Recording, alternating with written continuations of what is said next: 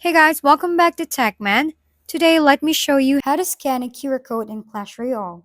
Want to add friends in Clash Royale using a QR code? It's super simple. Start by heading to the top right corner of your main screen and tapping the triple bar menu. From there, open up your Supercell ID. Inside, you will find a Friends tab, which shows your current connection. Now look at the bottom right corner. You see a little smiling square icon with a plus sign. Tap that and you'll see two options, one to share your own QR code and the other to scan someone else's. If you're scanning, just hit Scan QR code, allow camera access if it asks, and point your device at your friend's QR code. In just a second, their profile will pop up and you can add them instantly. It's a smooth and fun way to grow your Clash Royale crew.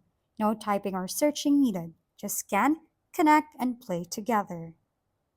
If we've been helpful, kindly give us a thumbs up and don't forget to hit the subscribe and bell button for more contents. For any questions and suggestions, comment down below.